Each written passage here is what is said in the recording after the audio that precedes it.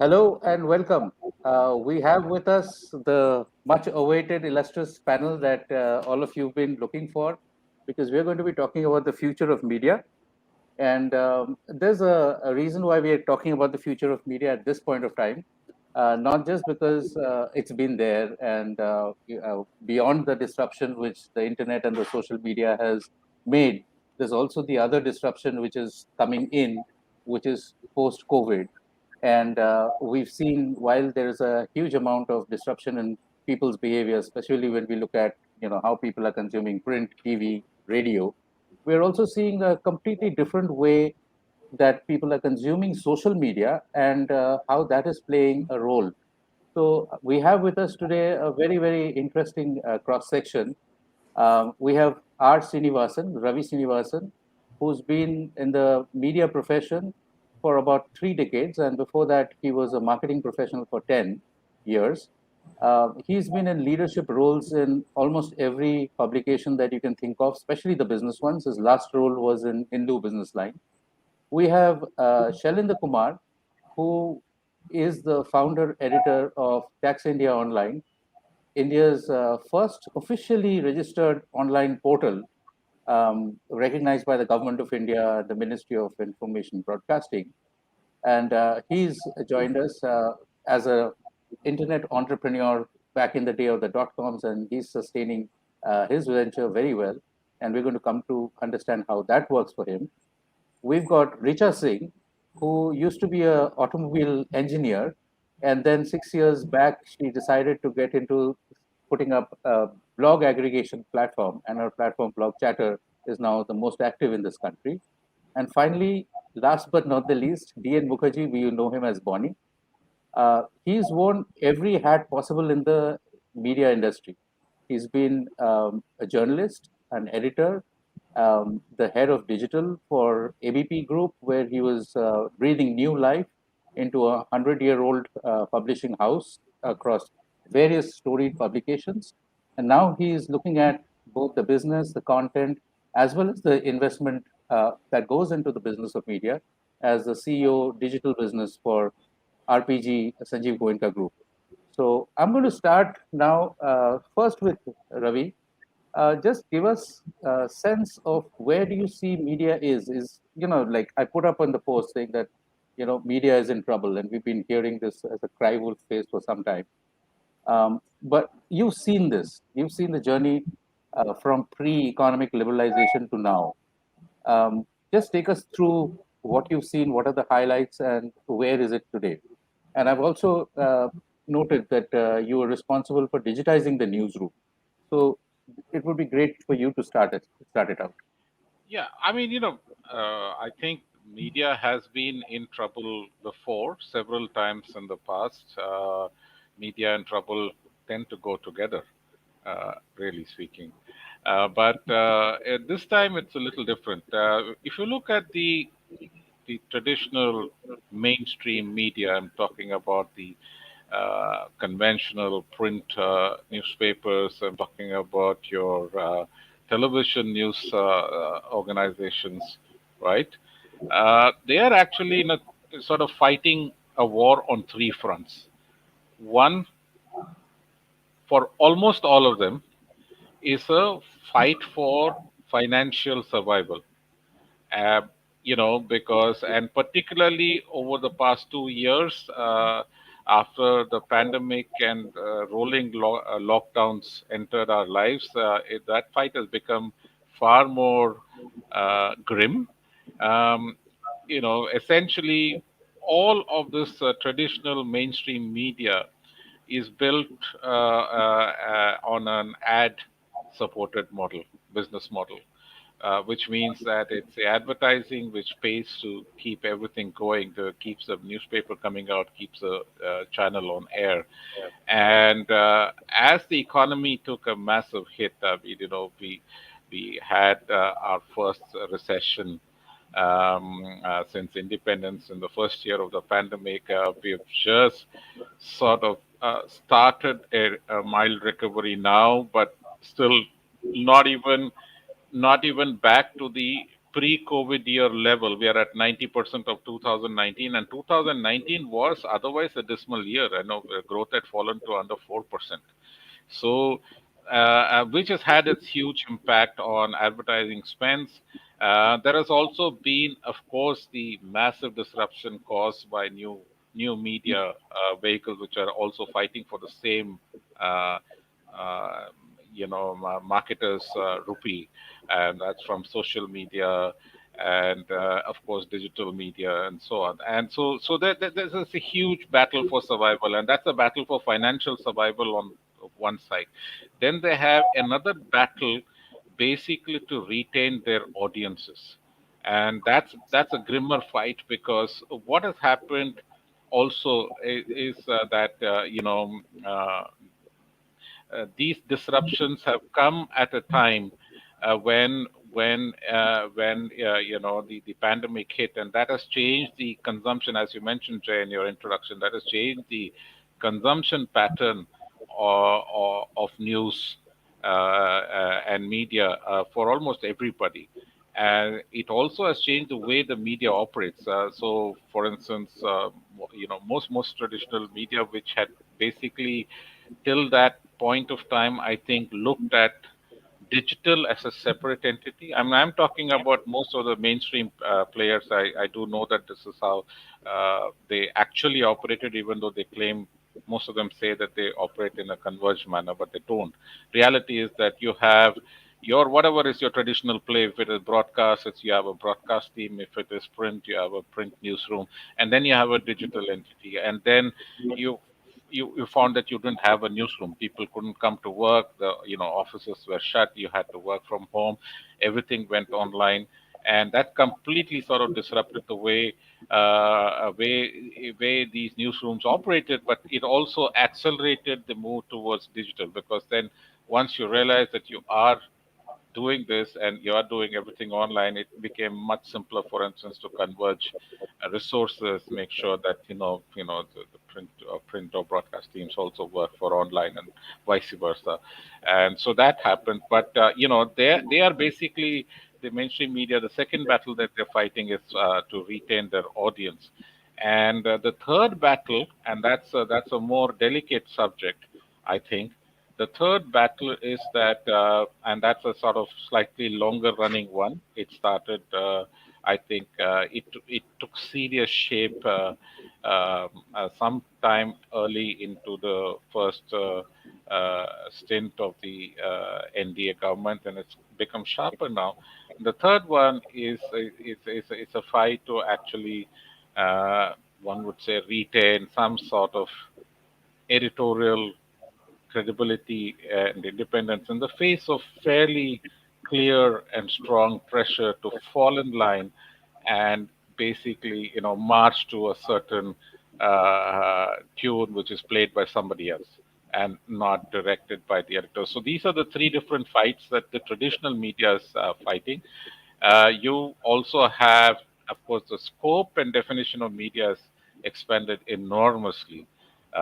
It's no longer what I thought of as media, and I still think of. I'm an old dinosaur. You have the thing, and that's also leading to very interesting innovations, right?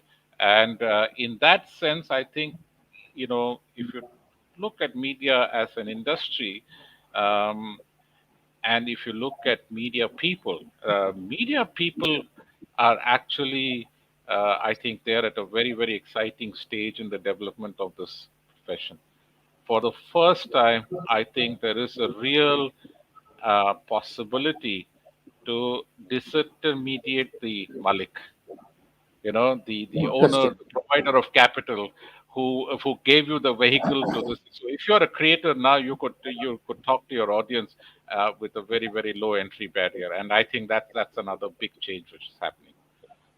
So that's a fantastic point to end on, and the this intermediation, as you mentioned, and I think Richa could come in here because your platform, Richa, started with the content as the creator.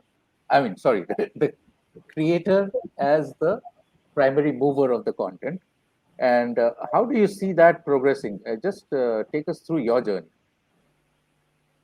I think when I had started Blog Chatter, I didn't think it would become this big, or we would start trending on Twitter in no time, and that it would become this big phenomena that it is today. I only wanted to have a conversation around content creation, whether it's in the form of social media, and how India is shaping up that industry. But I also believe that yes, media is undergoing. I mean, and when I say media, I obviously mean traditional media. Is under fire. But from the onset, I think traditional media also has to introspect that for so many years they have been this sort of the fixed elephant in the room. They have not allowed, for a lot of innovation. They've not allowed for a lot of diverse voices to come into the picture. Been pretty stringent about who gets limelight and who gets behind the doors kind of work. And I think that is something that the new India is not ready to digest. And a content creator today has that confidence that I may not look good, I may not talk smart English, I may not have the troops, the degree, the qualifications, but you know what? I have a skill, I have a voice, and you give me a mobile phone of 10,000 and a geo connection, and I will move the world. So I think while I'm on the other side, so it's very exciting for me to see that story. And the last 6 years, the kind of conversations we've had on the platform has showcased that it is not a defined file anymore. In fact, I would say it is not even job description. Most of these content creators have become entrepreneurs. They have their own Hmm. set,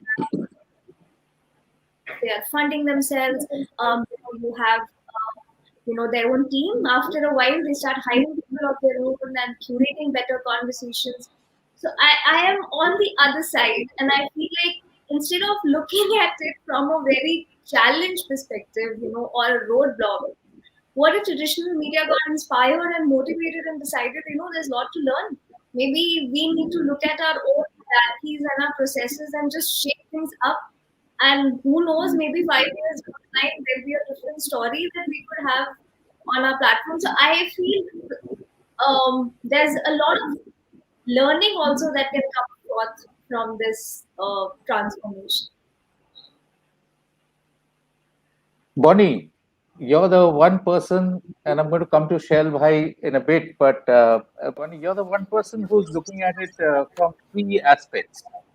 Uh, and you just heard Richa saying that, this, and Ravi also saying that there's been a disintermediation, and there are the content creators are all now at this point of time flush with money, funding themselves, growing dramatically.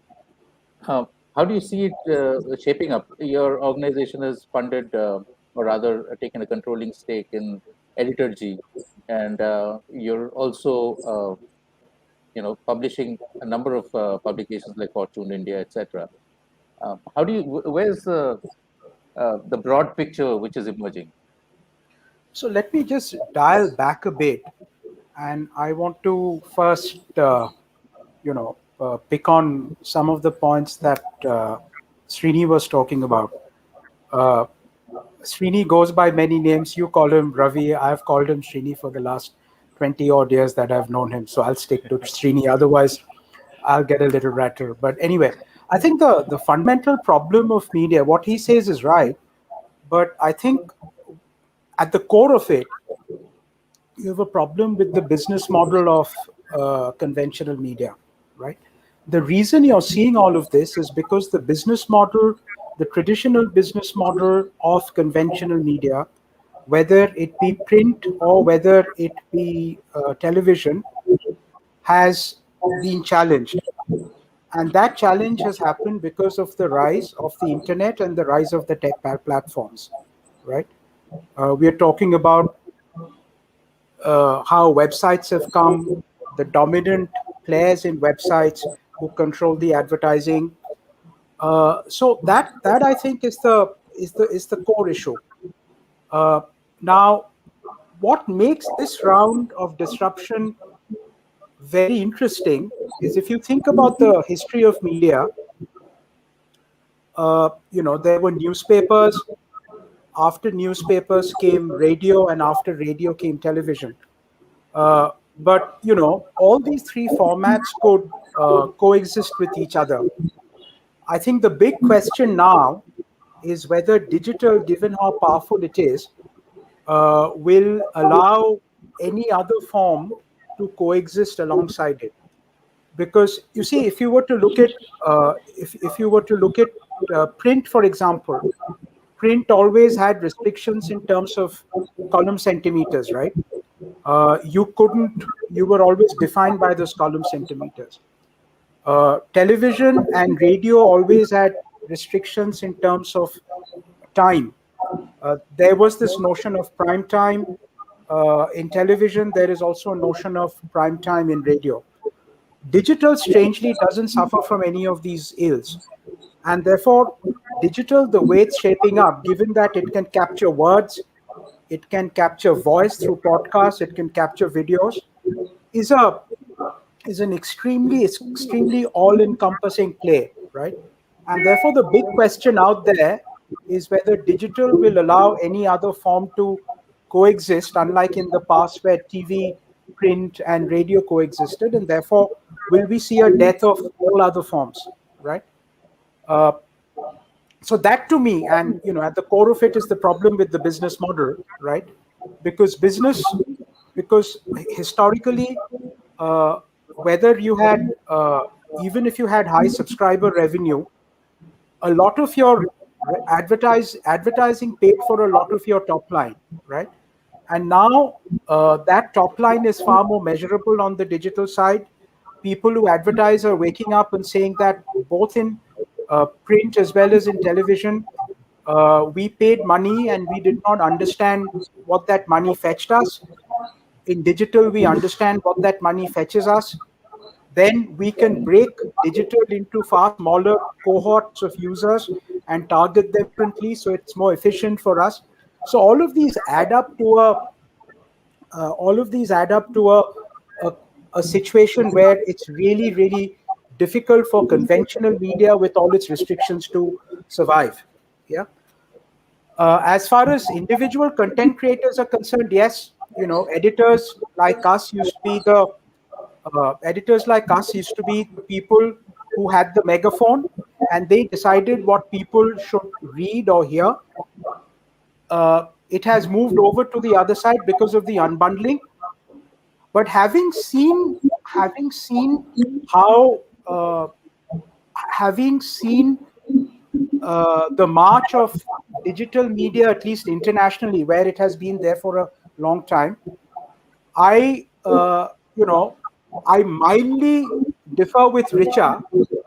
And number one is this business of individual content creators at some level is very romantic because they stay in niches and they rarely have an opportunity to scale up. So they will be individual players, and one doesn't know how tomorrow is going to be. But while there are enough individual bloggers and stuff like that, at the end of the day, will they make enough money to really be an important force? Point number one. Point number two is, if you look at any example you have from the West, right, you see that conventional media, if it gets its act right, can take the pants off any new media that has come up. Please don't forget, trust in media takes decades to build. Okay? And let me give you some examples. When Business Insider was launched, everybody said this is the end of Financial Times, this is the end of the Wall Street Journal. Business media was sold at a discount to the valuation it once had to Axel Springer. Yeah, Financial Times and Wall Street Journal has whipped Business Insider's backside, if I may say so. When a Huffington Post was launched, everybody said this is the end of Washington Post, this is the end of New York Times. See where New York Times is, see where Washington Post is, right? So I don't think I don't think the problem is so much with old media dying out. I think the problem is, does old media have what it takes and the mindset to survive in the new world. I had a ringside view of this when, within the ABP group, I joined as you know, Jay, I was the founding editor of the Indian edition of Fortune, and then I moved on Yeah. to build the ABP group's entire digital business across all brands, right? Whether it was Telegraph, whether it was Anand Bazar, whether it was T2, so on and so forth, right? And in that role, I built the tech, I built the product, etc., all of that. And during that time, I had the privilege of interacting a lot with people who were driving WSJ, people who were driving New York Times, and so on and so forth, right? And what I noticed there, and which is what I don't notice in India that much, is that they came with the objective of saying digital is where the future lies, and therefore we are going to embrace digital wholeheartedly. I remember at a meeting in Washington, Marty Baron, who was then the editor of the Washington Post, he's the famous guy who was in that movie as well, because he won a bunch of Pulitzers before he moved to, I think, Chicago Tribune or something like that. I forget, right? So Marty Baron in a meeting said, the front page of the Washington Post does not define us. The home page of the Washington Post defines us. Now, that's a very, very brave statement to make, right? Does one see it over here? One doesn't see it over here. But that could also be because post the 2008 crisis, the Lehman crisis, the bottom really fell out of print media in the West, in America. That kind of a bottom falling out hasn't happened in India yet. So for the big publishers, they're still making significant revenues from print, right? And, and therefore they're faced with the classic innovator's dilemma. Should I focus on something which could possibly cannibalize what's giving me the current cash flows? The point is, right? But the point is that conventional media, if it gets its act together, has the ability to reinvent itself for this new world. Of course, there will be new players that are going to show up, right? At ABP, one of the players that we used to be very anxious of is Daily Hunt, right? In all the interactions I've had with Daily Hunt calls itself a technology company. It doesn't, not a media company, right? Because it believes that we don't, create the media IP, right? Every presentation that Daily Hunt used to make to us, and the vernacular papers from ABP were very important in the Daily Hunt scheme of things. They used to talk about the number of engineers they had, right?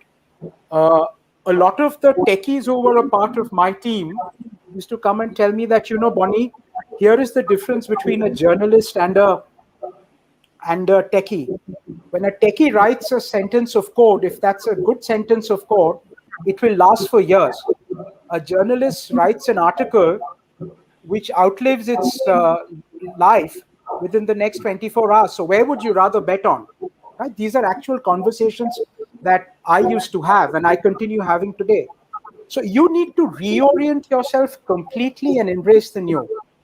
Right? Also remember, and I'll just end with this, axiomatically, whenever any disruption happens, right, there will always be losers and always be winners.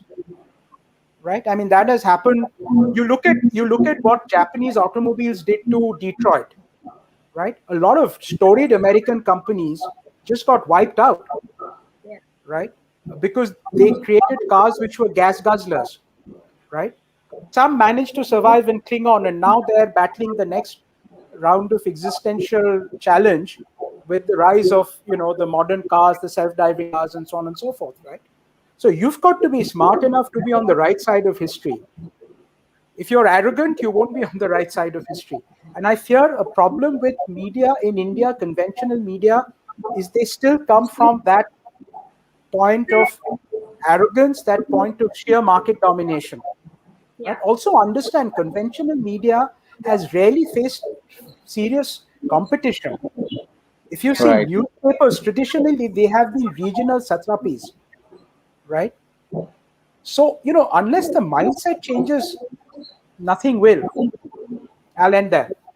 Excellent. And I think your mirroring some of the points. In fact, the last point which Ravi also mentioned, that it's actually a matter of mindset. But Shailendra, you had a clean slate, as in your publishing journey as a internet entrepreneur started with the .com. In fact, if I'm not mistaken, about the same time when September 9/11 happened, right? Or you were just about a year old. It's been 20 years. And Yeah. what I wanted you to tell us, share with us is, A, 20 years is a long time for a publication. And you've never actually used advertising as a revenue model. From whatever I remember, you've never faced the same pressures which big media faces in terms of monetization. So you built what I would call a community-based, community-focused publication space, and can possibly call you an empire now because you started with a website, you've got publications, you've been an author of a couple of books, you've authored a couple of books, you've got an award on your work in the World Customs Organization, and you've also written a book on COVID just now. So just take us through the journey. And you also your foundation has instituted the country's first tax awards this year. So Correct. there is a big vision which has started with the internet. You started as a journalist, of course, but the internet redefined your understanding. And you heard us. Just let loose on your experiences. Yeah. So let me first thank Ravi and of course Moni and Isha, all of them, for enlightening me. And I am the last speaker, perhaps, so I have a lot to say. In fact, We're going to go back again. as a print journalist, yes, and as everybody spoke, economics is a little bizarre. The conventional media, the first source of revenue is of course advertising, and very few of the audiences will know that second source of revenue for conventional media, the newspaper, is the West paper. That used to be the technology level. While printing it, a lot of waste used to be generated. I did one story, of course, it was never published by Times of India or even Indian Express. I looked into the economics, where exactly the waste paper goes and what duty rate it comes, what kind of subsidy is given to the newspaper institutions, by the government of India in terms of customs tariff benefits, etc. And then I came to know this, that how half of those the newsprints which are made available, from the government side, to support the fourth pillar of the democracy, how it is stolen by a different kind of buyers in the market. It is the fuel for different kind of industry, the raw material for different kind of industry which used to survive. So, the economics is little weird, for the traditional media, and economics is the driving force which determines your shelf life, how long you are going to survive and whether you are going to perish soon. And later on, of course, the economics had decided a lot of things. Economics is one part of it, but I was always a content man. As a journalist, my editor used to tell me that I need 2 stories, I used to give 6, and that used to be my style of working. And out of 6, 5 stories will put them, will discomfort them to such an extent that they will tell me that you can go home and they will kill for a fight. So they will publish 1. That used to be the scenario in print media. I used to understand their compulsion. I knew that. And after filing the story, I used to tell my bosses that, look, you better take a hard look at, following the stories. You have to ensure that your ad revenue doesn't dry up so fast. So with that kind of content, I moved, from print, to internet. It was just in the spur of the moment. It was Y2K. It was the month of April 2000. The .coms, a lot of shutters were coming down. Good number of .com companies which were operating and sort of grabbing the headlines and dominating the headlines. Suddenly, I find that they disappeared in the thin air. And that was the time when I started this. And the only thought I had was that the content. I need not compromise the content, the quality of the content, and then of course the speed. which we used to collect the content and we used to do the value addition and then present it to our own audiences. As you rightly said, that the audiences the community which we targeted was, of course, very large swathe of India. In fact, it covered virtually all the tax collecting machineries of government of India, the states, the industry, the service providers, the foreign operators who were operating in India, either as a service provider or the MNC or a manufacturer, whatever, the professionals, the judiciary, the parliamentarians. Virtually, we targeted everybody in terms of our content, value-added content particularly. One was the raw content, which we provide even today, and it's a free of cost. We started with that because we thought that internet is a great leveler, and let the information which should be in public domain, it should be freely available to every person across the country or rather outside India as well. Because the internet gives you that kind of the liberty and that kind of advantage, which we thought that we need to share information, plain information with everybody. When I talk about plain information, I basically mean that a lot of notifications, a lot of legislations, a lot of clarifications which come from government of India, and newspapers used to perhaps ignore a good number of those notifications, except that one particular tariff change or one particular clarification, it directly impacts a particular large corporate or a Bombay club or maybe some other clubs of industries. Only then it is to grab some space on the home page, or I would say the front page. So we started with that, and our focus was very clear that if we go to take a share in the pie of advertising revenue, it will be a little difficult, because again, it will depend on number of people who visit you, it will depend on the kind of page views and kind of various other parameters and indices which were developed by the online media. So we just focus on our content and subscription. So our thought was that the value-added information, we should be selling it to the corporate and also the government of India, also the states, also the judiciary, etc. We targeted our audiences, and we divided them into different kind of segments, and we built a small team of marketing 1 or 2 persons. We started with that, and we also at the same time, as an additional source of revenue, we started organizing various kinds of the seminars, workshops, conferences on technical issues, where you will not have common people joining you, but industry is willing to pay and join that kind of conferences. So that was again a survival tactics for us, because we needed some revenue initially, and till the time the subscription reaches a threshold which gives us enough oxygen cylinder, to fuel our growth, expansion, and maybe other thoughts which we had in terms of introducing new products. So that is how it began, our journey in 2000. And of course, because of the speed, because of the quality of the value addition, because of the credibility of the content we used to give, the government of India itself, fortunately for us, in the year 2002 itself, within 2 years, in fact, Ministry of Finance issued a kind of office memorandum giving direction to all the undersecretaries that any information which needs to be made public, or one copy should be marked to Tax India Online. And that continues even today, and that gives us a lot of leverage. That gives us a lot of strength in terms of having access to the raw content, and that goes to our editorial team, where we do a lot of value addition. And that value-added information, finally it goes to our own paid clients, the corporates and others. And that subscription model, it started growing, steadily and later on very rapidly till 2010, when we realized that the Indian economy is now ready for a dedicated portal on international taxation. So that is where we pioneered a separate portal, and that has a different kind of subscription model, where a good number of multinationals and a lot of professionals outside India also, they were very keen and who had a lot of interest in India, and they were looking at India as a very attractive destination for investment, etc., expansion. They needed that kind of content. So we earned a little bit of foreign exchange also, in that, through that portal.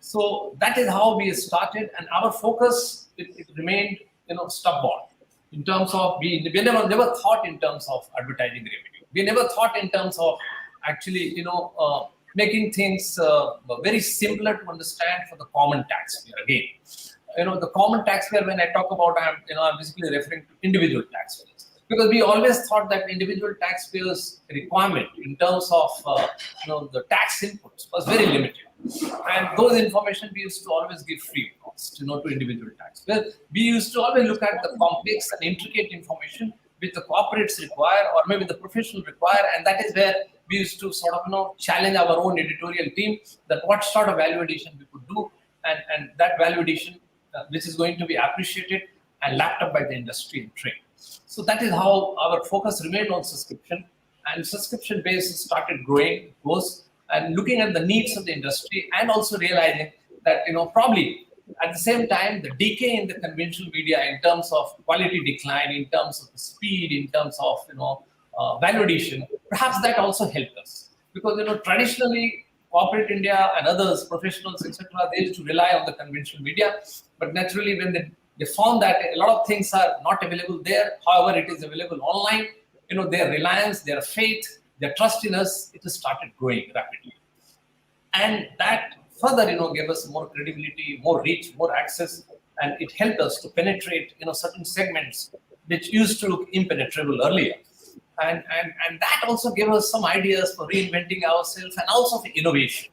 We realized that in online space, unless you reinvent, unless you do innovation, unless you meet, the challenges coming from the different generations of users, it will be difficult, because the technology is the biggest disruptor we have.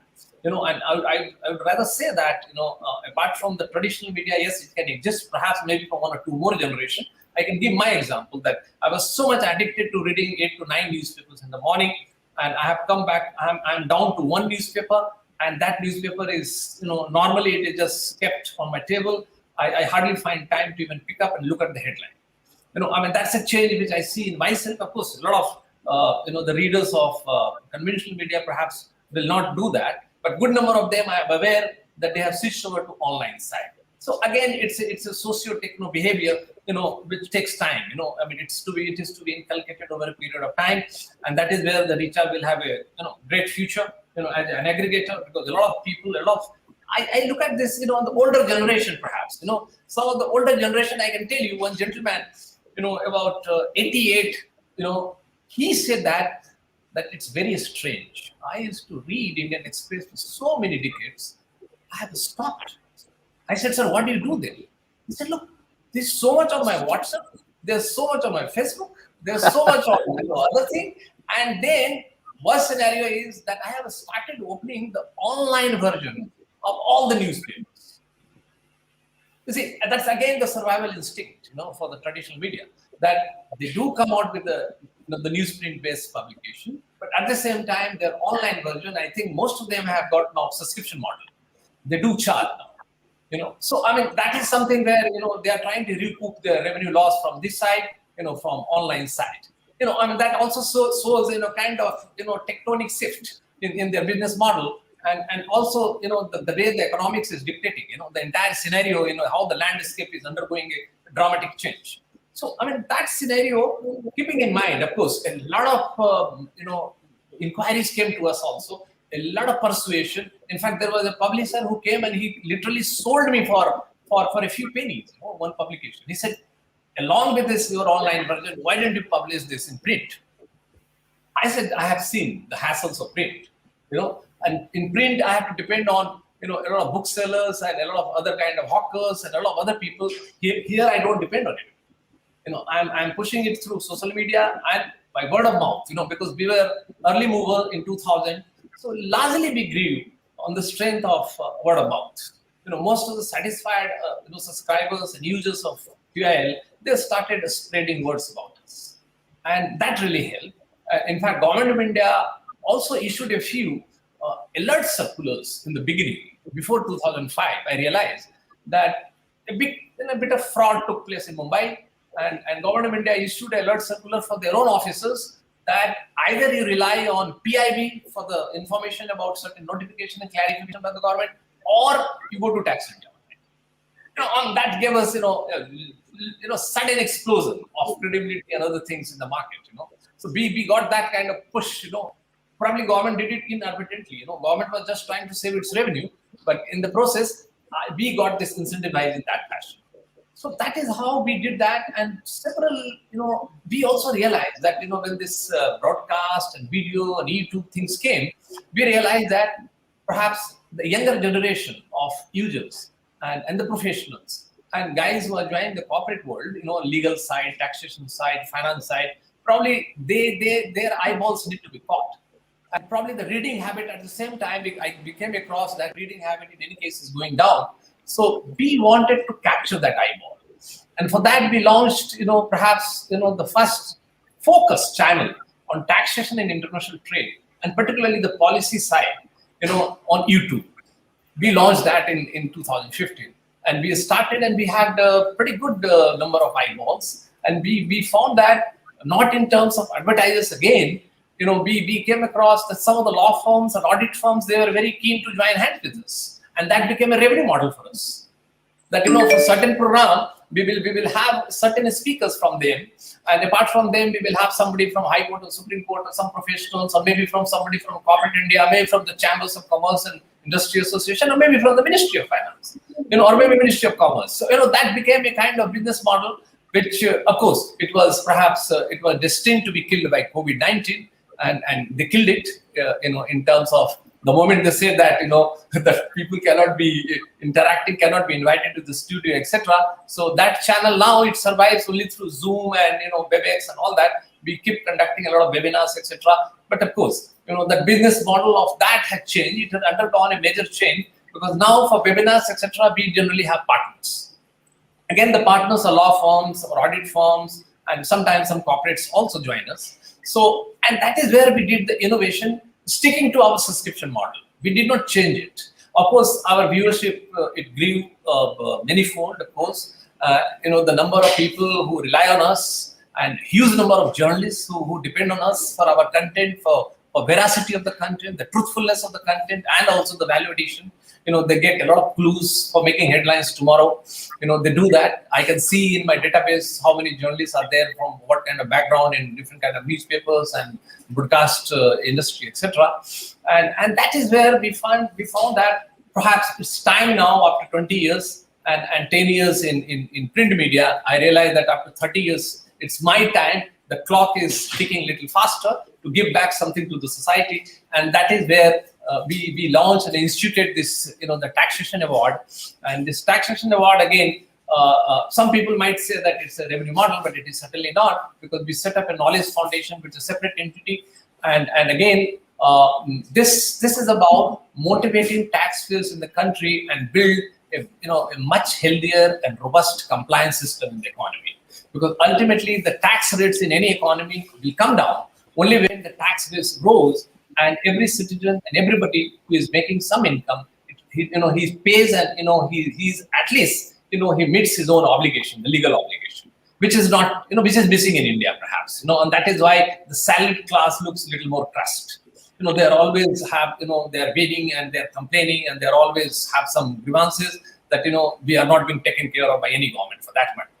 So taxation is such that the middle class and the salaried class will always suffer. And since I was a salaried man in print media industry for 10 years, I know that. I have gone through the pain. So keeping that in mind and that background, we instituted this to create a kind of an army of model taxpayers. Because government will always give reward and some kind of commendation certificate and accolades to those who pay more.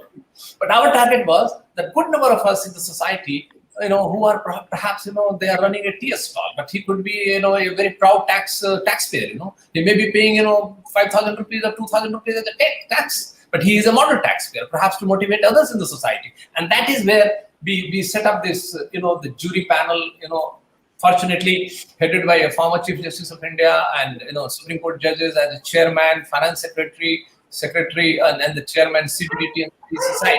Good people from the media side also. We have, Mukerjea as one of our jury members. They guided us, they helped us. We built, different kind of questions, how to identify, because it was I rightly say it was a dinosaurian problem, to identify a model taxpayer in such a huge country where you have 45 crore PAN holders in this country. And we are presuming that every PAN holder is a taxpayer, if sorry, Shailendra, don't mean to interrupt you, but, you're a good example of how new media throws up both opportunities as well as threats, right? if there were no digital, right, which allowed the disintermediation, you would not have been able to start TIOL. Correct. However, from whatever you have said in the past few minutes, right, you haven't compromised on the quality of your content, which is what allows you to get the subscription revenue that you get, right? So I think at the end of the day, and Srini will agree with me that ultimately digital is merely a new platform for giving content, right? There is nothing very different about digital. I mean, I read a story, I read a comment, I see a video on digital, which I would have seen in newspaper or on television. The question is that, is it backed by credibility or is it not backed by credibility, right? Conventional media has the opportunity of backing it with credibility, provided they know how to write this beast. If they can't write this beast, somebody else will come and write this beast, right? Absolutely. And it is possible that in the future there will be many more like you who will actually, somebody will do it in tax, somebody will do it in newspapers and television channels used to be these vast enterprises where they pretty much wrote about anything and everything. These little bits are going to get taken away, right? Already you're seeing some of that happening, right? And that's really where it is. But Absolutely. Gauri, Jay, if I I'm may going to just add something yeah, out please here. carry on. Yes, I Carry on. think it's a very, very important point, and I think that's it. Whenever people sort of worry about the fate of media as we know it, and um, say that, look, I mean, it's all very well to talk about new media and disruption and so on, but disruption and destruction are two different things. And yeah, I say that there is nothing can take away the power and the impact of professional journalism. Okay. Um, that's what eventually helped the traditional media bounce back in the West, and that is what will help the traditional media recover in India. Let me share my own experience in the Hindu group. We found, for instance, that our e-paper subscribers uh, were much more in number than our digital online subscribers. And we did a little bit of research to find out why people would rather sort of, the e-paper is a more cumbersome way to consume information digitally compared to an online website. So why is it that more people are willing to pay a higher price? The e-paper subscription costs substantially more than the digital subscription, and you got the same news. Why were they willing to pay much more? And we found that basically well, I mean, they had gotten out of the habit of actually buying a physical product, or they were not in the geographies where it could be delivered in the morning. But they enjoyed the way newspapers were put together, the way pages, where the way a sub editor collects, curates, and packages information on a page, the way an editor sort of gives a personality to a publication, and the way they drive it, the power of human curation and that always leads you to learn something new. That human curation beats algorithms every day of the week, right?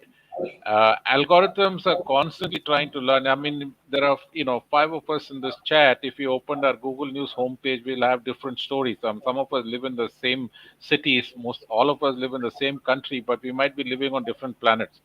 As far as if you just look at our Google homepages, because it's driven by algorithms. It sort of picked up our habits over time and curated this thing. But do we always want that?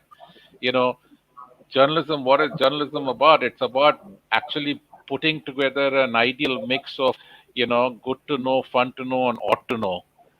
And that's a exercise of editorial judgment which comes into play. So if we can do that, and then translate that into an easy delivery model for your audience.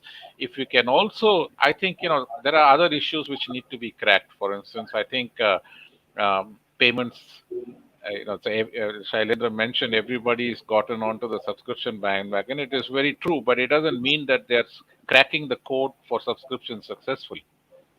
You know, you've been forced to go into the subscription model because you don't, it's just not viable otherwise. But nobody's been really able to figure out how to sort of work a subscription model which really clicks with your audience. How, whether it's pricing, whether it is frequency, whether it is ease of payment.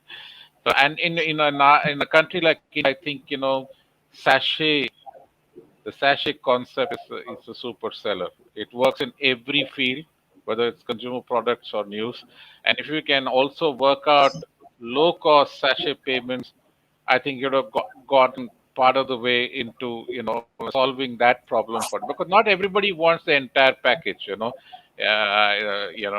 don't want to this thing. If somebody just wants to read, for instance, the editorial opinion articles in the Hindu, and can I sort of devise a subscription which makes that attractive, gives that this thing, generates some money for me. So these are the kind of challenges. It's partially a technology problem, partially a payments problem. And there are people who are trying to work. There are new startups. I was glad to find which are actually working on this specific problem, and it's equally true for whether it is multimedia content or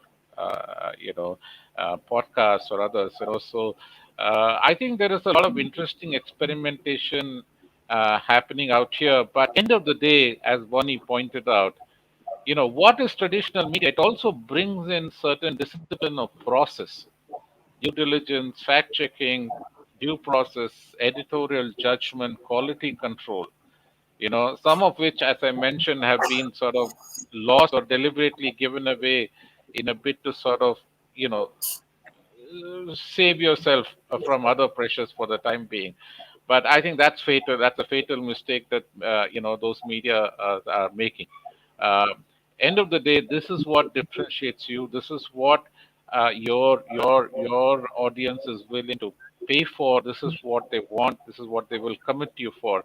And so, if you bring that discipline, if you bring that due process, if you bring that quality, and then you crack the other problems which the traditional media has, this sort of excessive sort of agenda, this thing, which also is a problem, so because it is so human controlled, it's also So then brings in biases. So all those things, if you can work out, I think there is a solution there for all of us looking at us in our I want to hear from Richa, who's been very quietly listening to people with maybe 3 decades more insights.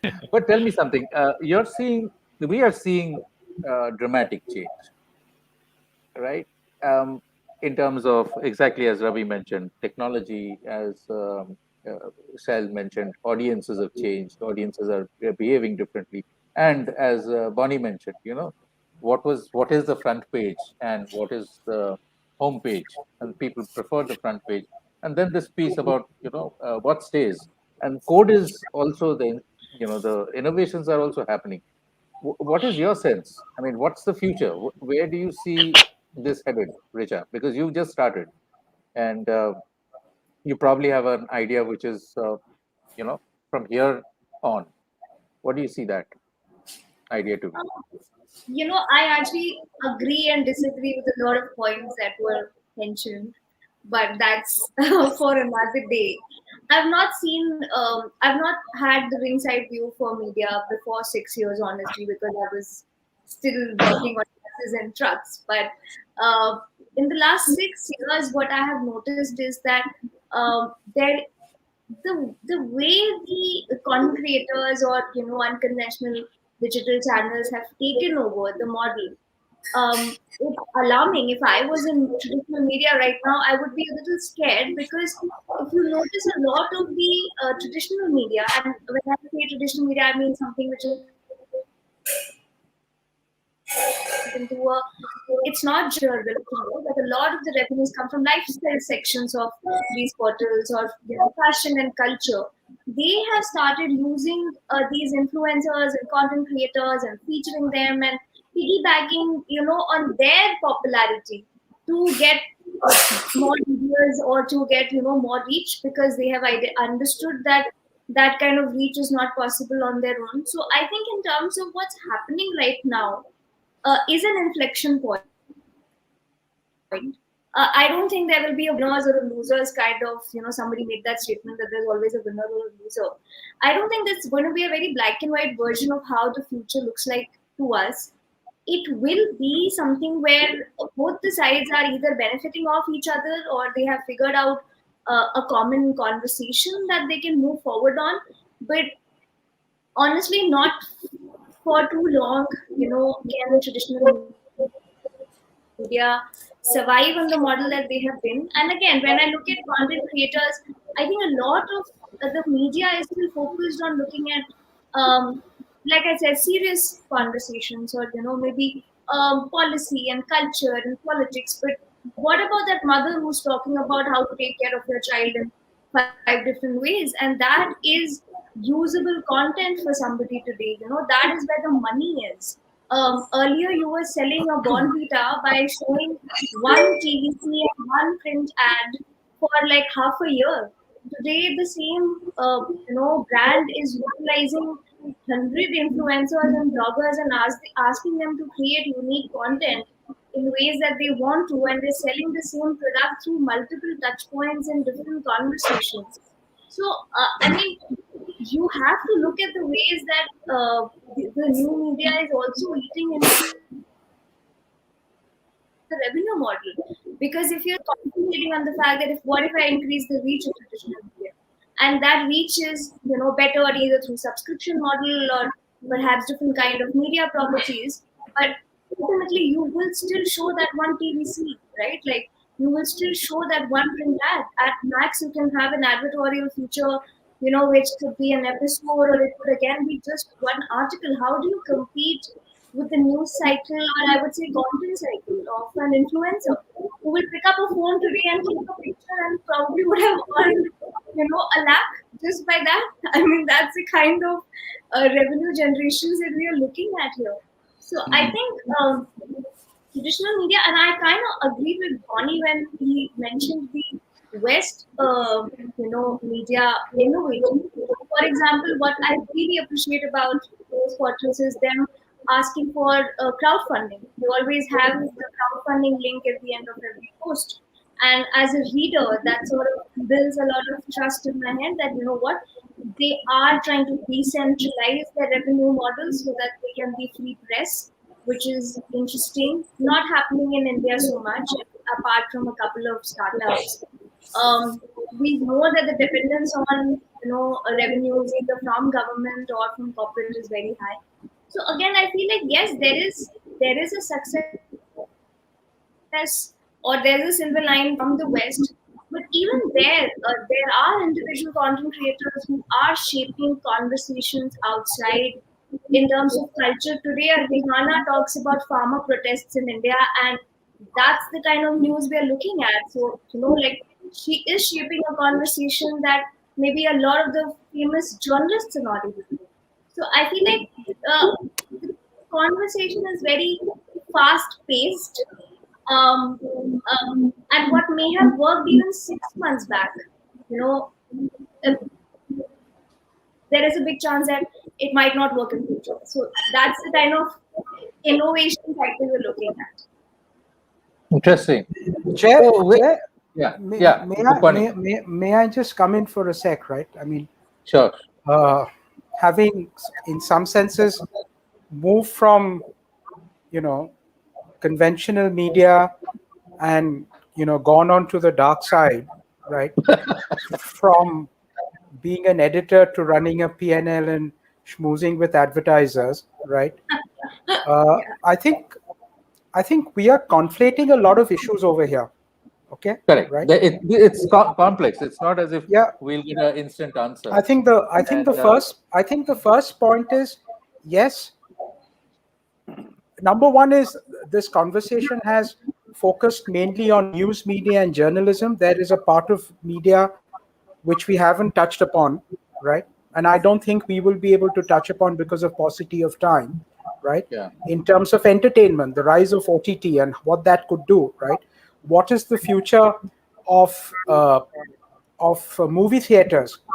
once AR and VR come in, right? So there is You're media is talking like about a the metaverse now, which is a okay, right? So completely it's a new it's a concept. vast field, right? Metaverse. Yeah, yeah. But just to build on from where Richa was, I think the reason I say we're creating multiple things over here, one is there could be an individual who is a big influencer, right?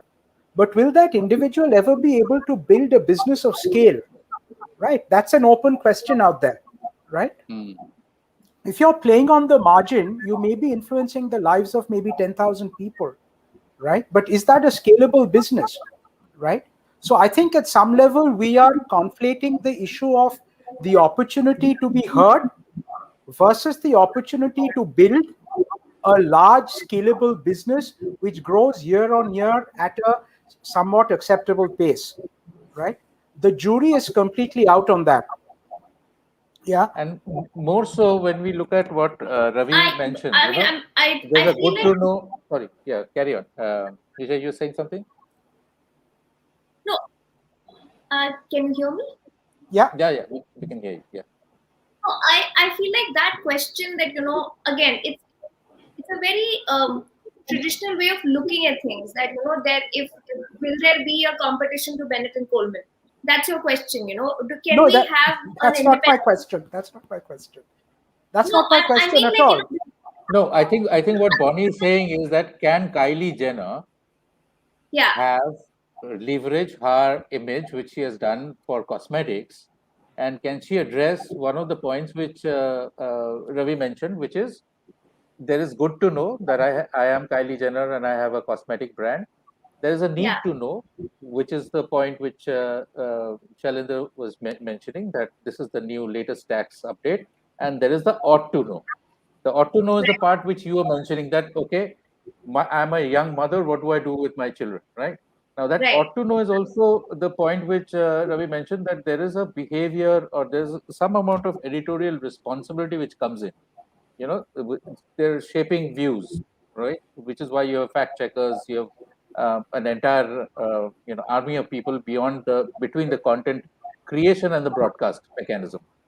So when you look at it from that point of view, right. So my question is that why do we need that proof? What if there are enough micro or I would say even a certain amount of large cloud influencers hmm, who together become the substitute for a large business scale? Like I think the question that a lot of people are trying to ask traditional media is that we don't need a business of scale. We don't. I mean, there's Fair D'Souza who moved out of Mirror now and started her own YouTube channel, and then it scaled in no time because she had something important to say and people really wanted to hear her.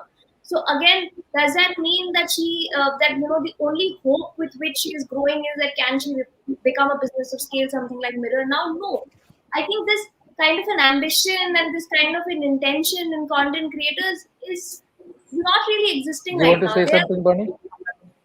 Yeah, They're very sorry. happy being on their own, and I feel like that question, yes, maybe the industry stalwarts might have in their head because they are looking at their setups being challenged. But but what the content creators are saying is that you are one, we'll be 10, and we'll balance you by being these 10 individuals. We don't need a team of broadcasters. We Or, don't need. or if you're operating in an influential Content place like creators of the Shalinder. world unite. It's a bit like that. No, Yeah. I mean, No. you look at somebody like Barkha Dutt, right? She was a huge name in the industry, and eventually she sort of had her own organic digital journey for the last few years, and she's been building amazing content. No, Now, the if problem someone, here, Richa, Yeah, is that I she agree with you, the Richa. If you remember, I mentioned that in hmm, my opening right, remarks right. that this is a sort of inflection in a point for people who are yes, content creators. I hate the term content creators. I being more gray haired, I suppose. But the point is, yes, that if you have the ability to produce something in any form which is consumable in writing, in audio, in video, whatever form. then there is the possibility to do that and build an audience for it and make money out of it without having the need to depend on people whose perhaps the biggest contribution to that effort was the contribution of capital, which was Correct. required to just create these platforms and channels in the first place, right? So that is a big change. This is the first time that journalists, content creators can really take their own future and shape it with their own hands. The entry costs have become really low. But that said, there is, and I worry about larger issues as well, so and that's one of the problems we have with social media, right? How do you tell, what is real and what is fake, what is truth and what is not in this enormous chatter? And that is why I said traditional media, which brings in that, you know those which have earned credibility the hard way, at least, bring in those systems and processes that to So add that I weight of have, credibility. And also, this thing. So the thing is that when you are disaggregated, you have 10,000 domain experts. It becomes a little difficult if you're a lay person. I don't know who's the most reliable source of information out there in the blog world I should be reading on Afghanistan right now, absolutely. right? But So where do I find that? I have an Risha, I would like to share one good thing. Yeah. Go ahead. Shell, let's hear you. Yeah, we're over time, but I'm enjoying this. Go ahead. Advertising as a faucet of revenue for us. I have I'm one telling you, anecdote to this. I'm so sorry I'm interrupting, but this is my Yeah. favorite anecdote. I'm When telling the, you, when the industrial revolution happened, it led to, other problems like, labor conditions and finally unions came in. So any, sort of a hustle or an innovation will lead to issues which I agree with you, fake news or, lack of credibility, who's the right person, who has the correct influence on subjects as serious as Afghanistan will exist. But I feel that that's going to be, like, I'm sure traditional media also has its influences, which a layman will never be able to understand what is being shown, what is not being shown. So these kinds of problems will happen, but change is one thing that's we are at an inflection point, and we cannot step away from it. Risha, we are not against the change. We know that change is the only concept we have, and change is always welcome, But the point I was trying to tell you is that the fake news or maybe the deep fakes, for instance, nowadays, algorithm, AI-driven fakes, for instance. Mr. Trump was quite triumphant in using this kind of thing. So I'm telling you my personal experience. We receive good number of influencers approaching us, and maybe the aggregators like your organization for that matter. Lots of things on finance and taxation and trade and insurance and banking, etc., and they want us to carry it on our homepage somewhere, advertorial, and they are willing to give us good amount of money. So once I had my editorial Yeah, meeting, I'm sure. I requested some of my senior editors that maybe we should take a look. I mean, this is a revenue model. We should also explore this option apart from our subscription, etc. And vehemently, all of them opposed that let's not trust this. These are all qualitatively very bad, and this will dilute the quality of our homepage, etc., etc. I said, notwithstanding all the risk it may be fraught with, but maybe we can take a look. And unfortunately, I made this effort thrice, and my senior editors cooperated with me, and they went through those contents, the quality. Probably they said that it's a quality blog, and full of, I can tell you, Himalayan errors, full of Himalayan. Factually incorrect. Nobody looked at the insurance law. Nobody looked at the Banking and Regulation Act. Factually, they were referring to all kinds of sections, making all kinds of observations.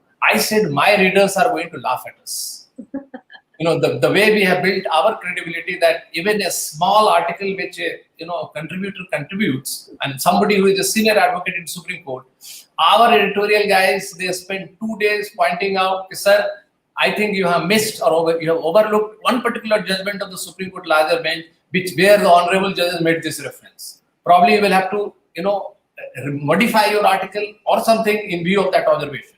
So our editorial people, they take so much of pain. But You you know, are, Shailin, but you are also a content creator. You are a product of the new media. So there Yes, are yes. people like you, May, right? I'm not denying that.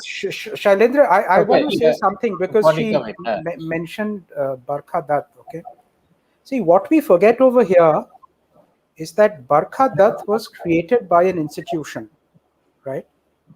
Yeah, and therefore people will attach credibility to what Barkha Dutt says. But don't forget, Barkha Dutt is the creation of NDTV, right? Of course. Right? Tomorrow, if Srini were to go and start writing, right, there will be enough credibility behind Srini as well, right? But these are individual use cases that you're talking about, right? But will that credibility, if tomorrow somebody from this, some, and for want of a better term, some random person come out, right, and says, media has been disintermediated, and therefore I have an opportunity to speak about something, that person will lack the credibility. The point I'm making over is, here are people who've spent their lives building the credibility backed by an organization, right? So let's not take away the role of the organization in building that credibility. That's number one. The second point you're talking about, right, is that yes, there could be multiple such bloggers, etc., right? But at the end of the day, think of it from the point of view of the consumer, right? The typical news consumer at least focuses on a few topics, not just one or two, right? So where will he learn which the individual is to go for Afghanistan? Who's the best person for cooking? Who's the best person for parenting? So on and so forth, right? So as a result, But so again, the genesis of what you are saying is still rooted in the fact that you believe in traditional media. no, You I'm come, not. What is? you're Explain to Richa. Sorry, I don't want to get into an argument with you on so this, it's not but an help. argument. Right? No, this is fun for me, right? I'm just trying to understand. Please define media. What you're talking about is just another platform of delivery. Right, The it is, the of fun the course. fundamentals of credibility, right? The fundamentals of truth, the fundamentals of, when I listen to Shailendra, am I willing to bet my tax returns based on what he's saying? Those don't go away regardless of the platform, right? Absolutely. Right. And there you are, may I just finish, right? There you are more willing to believe in institutions, right? When you go to a doctor, you have more faith in a doctor who in Delhi is attached to a Max or an Apollo, right, than a slightly smaller hospital, right? Why are you willing to do that? Because he's backed by an institution. And that's the limited point that I want to say. You can't, in this world of media, you cannot underplay the role of institutions. If I were you, the question I would ask is, can individual bloggers or aggregators like yourself become an institution? And what would it take to become an institution? That is the way this question has to be framed. That if I were to believe a blog chatter platform, can tomorrow my blog chatter platform be an institution? And can I, Richa Singh, create an institution over there where people come and listen and read individual blogs and walk away feeling that I've got the same credible content that I would get from a conventional institution? But there That's the are way I would still, frame. Interesting. there So, are the likes of Dhruv guys, Rathi and Akash Banerjee who are not. I mean, who is Dhruv Rathi? He's somebody who just became a no, YouTuber, no, and I think, Richa, I think you're missing the point here. The point is that how do you, and the point which Ravi made, which is that I am an individual. I will go to only three guys. I want to go to the guy who will tell me and I trust him on Afghanistan. I trust her on motherhood. I trust him on movie reviews, and I would like that in one place, right? And I think that's that play which media used to have, traditional media used to have till the disintermediation process, but which it has happened. doesn't now. People are creating a basket of their own choices, right? I mean, Right. there is somebody like So the Dhruv who thing to might talk about everything, and Yeah. he's So the not thing that is guy. that but that basket of choices is being driven by the platform of discovery, which is Google or Correct. YouTube. And as Ravi mentioned, that your Google screen, your homepage is going to be different from mine. And the other point which Ravi also mentioned is that the role is also to aggregate. So disaggregation has happened as part of what is the tech revolution. But how do you aggregate? Any winding up remarks before we shut down? I think we've gone 15 minutes We're well over. over Yeah, time. yeah, Yeah. yeah. Yeah. So no, I think really speaking, I think the issue is the same. I think from a society level, there is a larger challenge, and that's a much deeper challenge. That's a more fundamental challenge, which is that of the whole credibility, the capturing of public discourse by vested interests. Which is what fake news and all that stuff represents. And how do you deal That's with right. that as a society? That's a very, very important thing. Individual players in this, whether it is an individual blogger, whether it's a blog platform, whether it is a new media portal, whether it's a traditional media, these are all trying to also fight other battles of survival, of change, of dealing with change, and staying relevant as the sort of ecosystem changes around you. But I think the core values. Why is it that media is you know called one of the pillars of society? And this is across societies. Even totalitarian societies pay that lip service to having media in that position in their society. They control it, but they still have it. Why is it that? Because it plays such a fundamentally important role in human society. And therefore, I think for all of us, the larger challenge as we fight our individual battles of survival, of dealing with change, of trying to reinvent yourself to stay relevant for the future, is also how do we stay relevant to our societies. I think it's an important, a very important part. It's one of the reasons I became a journalist. Why did I become a journalist? I wanted to contribute. Okay, I don't have skills. I'm not an engineer. I cannot build things. I didn't. I'm not in that sense a change maker who actually goes. I'm lazy, right? So दिमाग का काम चलाता है उससे ज्यादा नहीं. Don't ask me to actually walk. So, but I still would like to contribute, and that's why I became a journalist. I have this one skill of probably being able to write or tell stories, and therefore, and if that it does help, so that's why this thing. So I think for us, all of us, it's also very important that as we fight these other battle, and these battles will keep changing with time. Today it's something, tomorrow it will be something else, and there's always a disruptor just waiting, one innovation away, to come and disrupt whatever it is that you're doing. But I think the larger, more universal battles are still there for all of us to fight. Excellent. That's a great wrap. Yes. And thank you so much. I really enjoyed this because, Richa, you Thank brought you. in exactly the right perspective I wanted. Bonnie, brilliant, insights all across. Shell, क्या था वो? Anyway, that's a joke for another time. But great stuff. Tomorrow's Ganesh Chaturthi. Hopefully, the Lord Vigneshwara will, remove the obstacles which are currently facing and bring us into new tomorrows. Yeah. Thanks a lot, guys. Thanks, Thank Jay. With the viewers. Thank you. Thank you. Wish Bye. you all the very best. Bye. Good night. Bye. Bye. Good night. Bye. Bye. Bye bye. Bye, Shailen. Bye. Bye. Bye, Richa.